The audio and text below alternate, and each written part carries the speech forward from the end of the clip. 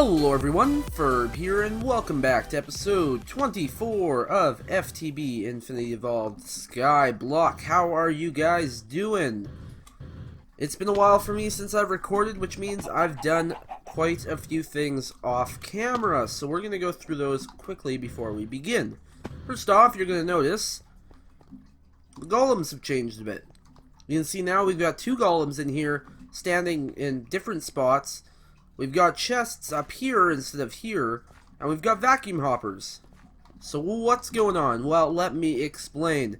Now the only golem we are using is the harvest golem, which is just simply harvesting the crops. Pretty simple. And instead of using the collecting, or whatever it's called, gather golem, we are just going to use vacuum hoppers.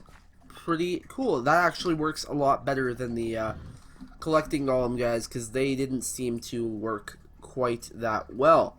And then over here we've just got two golems instead of one, so they can cover more of an area.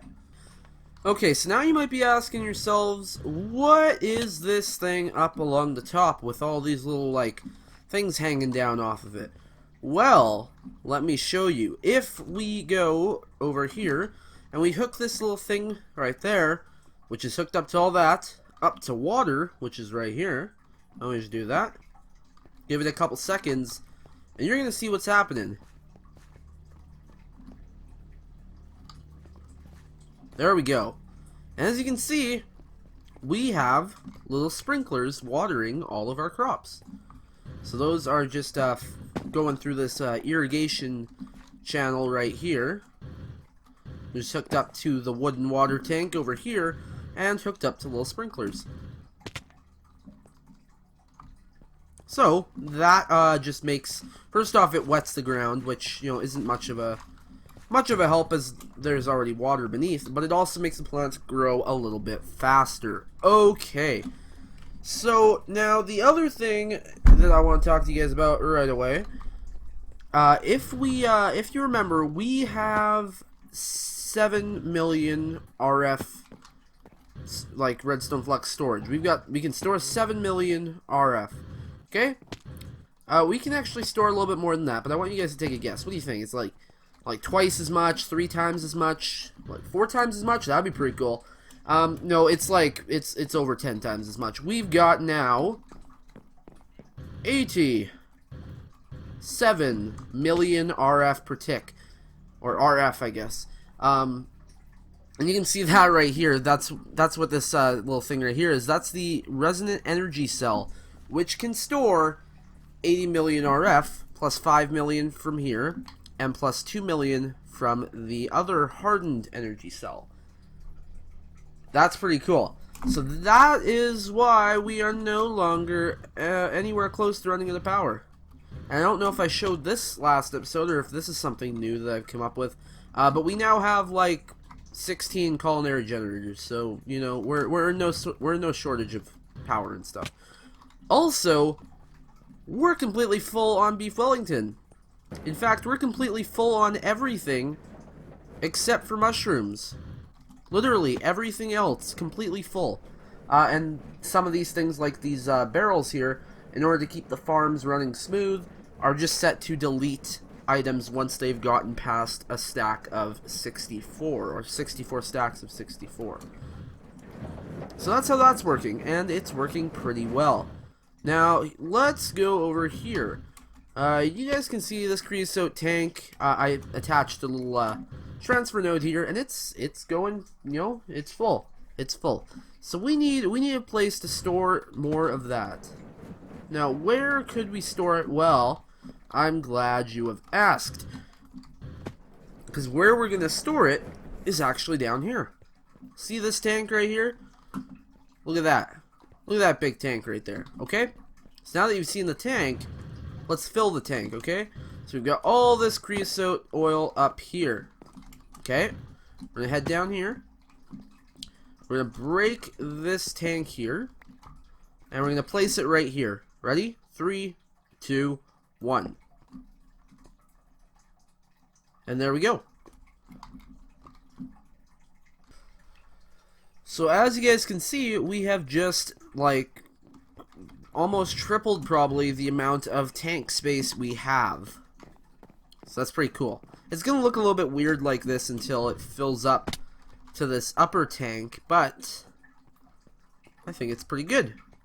So now we can just keep running this thing and getting more creosote oil and get more coal coke. Pretty nice, pretty sweet. That's gonna empty over time, but it's almost there, so we'll just let it go. Okay, moving on. The tree farm here. You might notice first off, it's all oak trees because I am getting ready to turn this thing into a fully automated tree farm. So here's sort of how it's going. My original idea was to use the gather golems. However, once I discovered how much better vacuum hoppers are, I decided to use them. So they are spaced out in such a way that if I dropped an item anywhere along this fence line or anywhere else in this area, they would pick them up. The only place it does not reach is from here. I think right here would not work. Yeah. So from here all the way across here, all the way over to here, and all the way across here. So to take care of that, I've got two gather golems that are specifically going to be working on these two little areas. They're going to try and pick up other stuff too, but the vacuum hoppers are just going to get to it too quickly. So for example, break this tree. You see how quickly that all just got sucked up? Okay, well I need some saplings now, but you get the point. Come on, give me another sapling. There we go. So that's sort of how that is working, and it all just gets sucked up and thrown into chests. Now, the chests, if we take a look down here, are not currently connected to anything. However, they are all set up along this logistics pipes network to be importing into the system, which would actually be a really easy thing to do because there are 18 chests. I've got 18 extractor modules. So if I could just find 18 Mark II chassis pipes, we'd be good to go. Now, if I take a look in here, I think I do have some Mark II chassis pipes.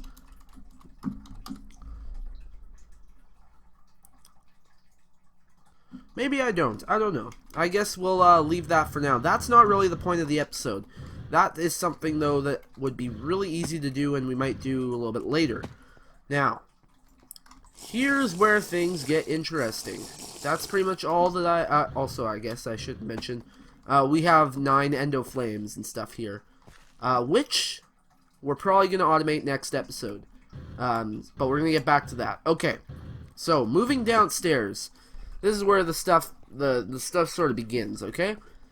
This room over here is what we're going to be working in today. As you can see, we've got our pipes running over here. We've got a pipe coming down here and a pipe coming down over here. So the pipe that's over here is going to be used for auto crafting, and the one over here is going to be used for auto smelting. As you can see, we've got a direct pipeline into the furnace in the other room. Okay, so here's what we're going to do. We're going to grab our logistics crafting tables, which I've made 26 of, and some crafting logistics pipes, which I've also made 26 of. So we're going to grab those, and if we just lay them out right here,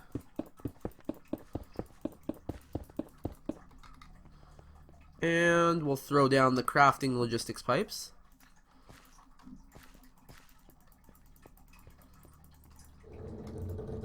Just like that. We won't do them all for now. And then we'll bring down this gold transport pipe right to there. And you can see it's all green. Nice. Okay. Okay, so this is how we are going to do auto crafting for this series. Or at least for now until we get into applied logistics, if we do.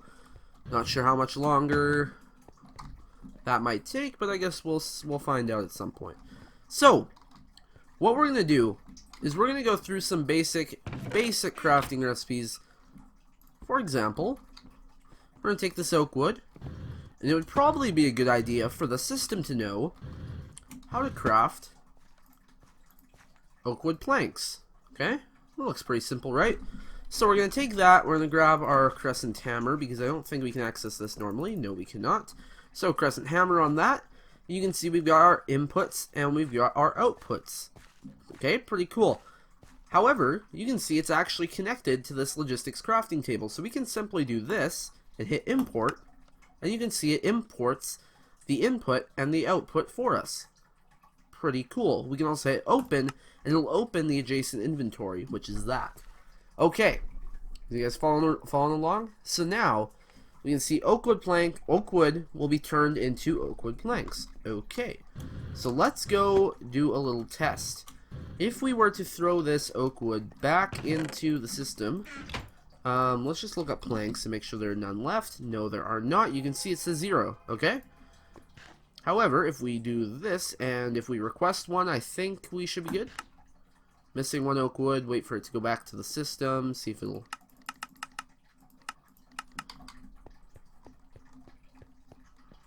Or are you not allowed to pull... Oh, you're still not back. Where are you? Why are you not in your barrel? What are you doing? Where'd my oak wood go?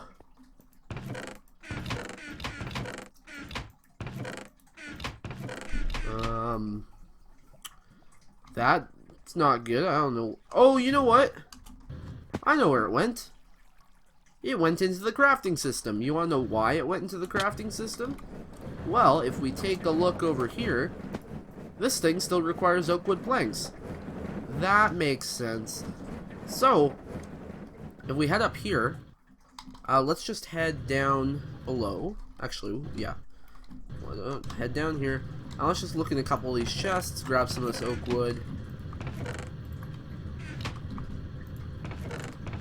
Let's go over here. Got oak wood? No, you don't. Where's the oak wood? There's some oak wood. Okay, so we got some oak wood, okay? Okay, cool. So what we're going to do is we're going to take it back down, and I want to watch this crafting in action. It's automatically being crafted because the machine back here, or the provider pipe, or supplier pipe, or whatever it's called, supplier? Yeah. Is requesting that it be crafted because there's none left in the system. That's why that's happening. So, if we're going to do this, if we throw this in here, this oak wood, you'll see it'll go up, and it's going to head... Well, it's heading this way. I don't know why it's heading that way, but it should end up back here at some point, right? Right? Actually, it should head back to the barrel first and then come out this way. I feel like that's probably what it's doing. So let's see. Yeah, there it is. So there's some of the oak wood coming along over here. It's going to come over, down, and you'll see it go into here. And then planks come right out, and they head back, and they're on their way back. And you can see that's happening here too. Whoa, look at all that stuff. Look at all those oak wood planks flying out of there. Oh my gosh, look at that. Pretty cool. So, that's auto crafting. That's pretty much that. You can see all that wood's going into the little thing down here, and it'll slowly fill up. Pretty sweet. Now, something else that might actually be important to know about that I forgot about for a second is if we take a look. Where is that? It's up there. Okay. So if we take a look right here.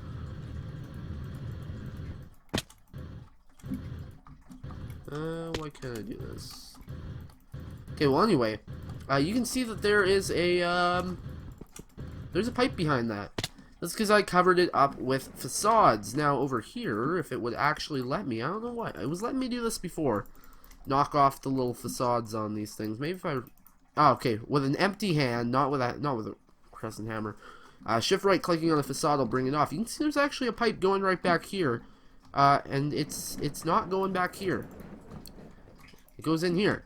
Now there are actually 2 chassis pipes behind here connected to these bookcases. So if we take a look at, like, for example, the Witchcraft Collecting Fumes book, looking through it and stuff, and now let's say we're done, but I don't want to come back down there and throw it away. We put it in here, or in some other deposit chest. It goes through the system, and we'll see it show up here in a few seconds, going through this pipe. Just give it a second. Come on, where are you? There it is. You can see it going through there. It's actually going up through the wall, and you'll see it appear right there. Pretty cool. So that's just something else that I've set up, which is kind of neat. It's also does the enchanted books, but I can't seem to get the whole fuzzy thing working where it'll just accept any enchanted book, so it's sort of just, if I was to have this enchanted book specifically and throw it back in, it's set to allow that one sort of thing. I don't know. Something I'm going to work on over time, but for now, that's what we've got. Okay. So now, we are going to work on a few more auto-crafting things. Because now that we explained it all, it's pretty easy to go through.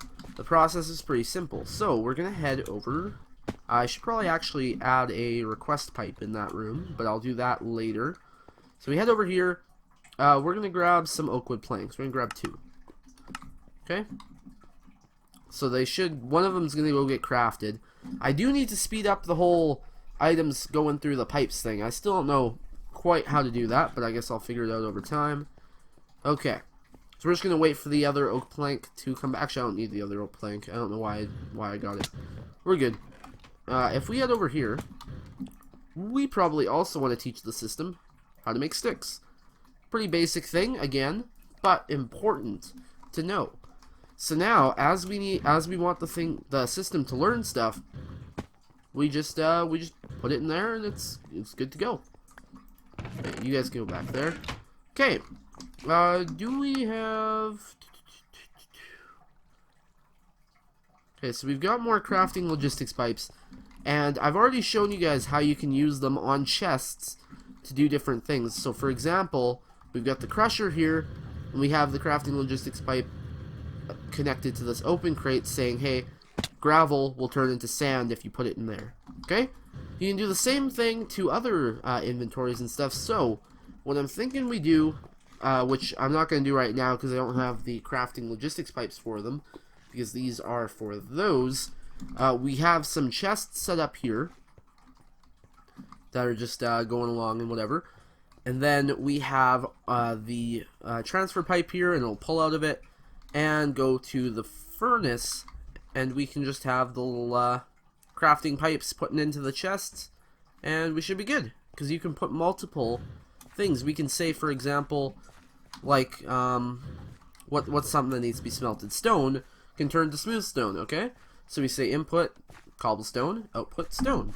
Pretty simple, and that's what the plan is. Now, first off, if we were to do that, there's only 5 sides to a chest that we could utilize, because 1 has to come from this transfer pipe, which means every 5 crafting operations or crafting recipes that we throw into this thing for smelting, we will have to put in another transfer node for this transfer pipe. That seems kind of inefficient because, you know, you're going to need a lot of those.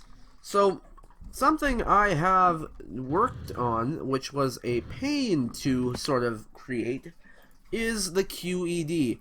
You can see it requires a resonant machine frame, some double layer capacitors, and some ender infused obsidian, which are pretty simple to make, you know. But however, the machine frame though was a little bit more difficult. You know, Enderium gear chipsets, and it took a while, but it's done. The QED. There we go. But the QED, first off, I guess you don't know what it does, but I'll tell you that in a minute. It doesn't run on like power or anything like that. It runs on a bit of a quantum flux sort of system. I don't know what it's called, something like that. But we need some other stuff to actually be able to use these. So if we throw that down, you can see, you know, it's got recipes and stuff. And the recipe we're actually interested in is, well, if you look through, you can see all this other stuff. That's not needed. The recipe we're looking for is this retrieval node. Now, the retrieval node works like the transfer node, except it gets placed on the inventory that you're putting into instead of the inventory you're taking out of. And then any little pipes connected to other chests will actually get pulled out of that instead of placed into. So it's sort of like a backwards system where you can have one retrieval node taking the place over multiple transfer nodes. Pretty cool. So that's why we created the QED. But for now, it's just going to sit there, because what we really need for it to work is some, is it flux crystals? Yeah, there we go. Ender flux crystals. which requires some basic gates and a diamond-etched computational matrix, which, you know, that's not very hard to make, but gates are a little bit difficult, you know, you require chipsets and stuff. I don't know, we can get to that probably in a bit, but for now, that's where we're at.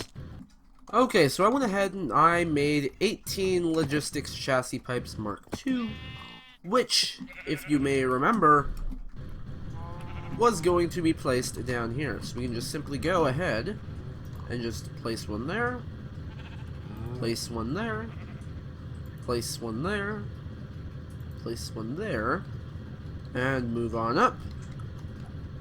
One there. Nope, why didn't you place down? Oh, too far down. One there. One there.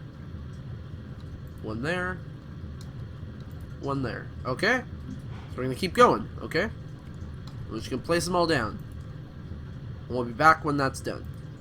Okay, now that they're all placed down and all connected, this is where the second part comes in. Take the crescent hammer, we'll go up to them. Go. Extractor module.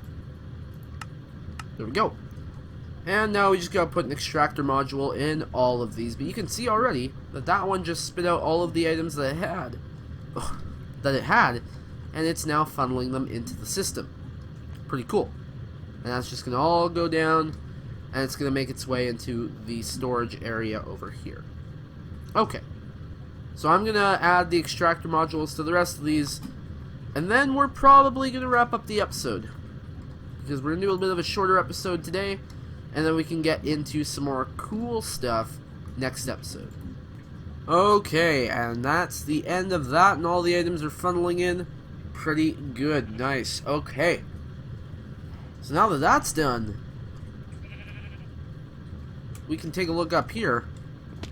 And the only thing that's really missing, well, there's actually two things. One, there's going to be a chest in the middle here, or some sort of like barrel or something, containing saplings for a golem with the use core on it to use and plant in all the different spots when the golems knock these trees down. And the second thing is the golems that knock these trees down. Those guys are also going to be needed, and they should be pretty easy to get, but it's going to require a bit of infrastructure that we're going to be setting up possibly next episode, but probably not for another couple episodes. And that's about that, guys. I guess I should also notice I made the animals, like, you know, have a bit of a nicer area to walk around in. It's got some grass, you know, double grass, and some dandelions and roses, poppies, I guess. Yeah, that's that. And finally, I think I should mention that I have a squeezer from forestry. Now, the squeezer, I'm not exactly going to tell you guys what it's for, because it's going to be for something in an upcoming video. But just so you know, we have it. I made it. It's pretty easy to make, just some, like, bronze and stuff. Again, not going to tell you why I have the squeezer, but I'll definitely get into it in a few episodes. So that is about it, guys. If you have enjoyed, make sure to leave a like, and if you really enjoyed, make sure to subscribe so you don't miss future uploads. Also, make sure to hit the bell, become a part of the notification squad, again, so you don't miss future uploads. Don't know why I'm saying that twice, but, you know, whatever, let's just keep going. And for 7001, signing off. See you guys in the next video.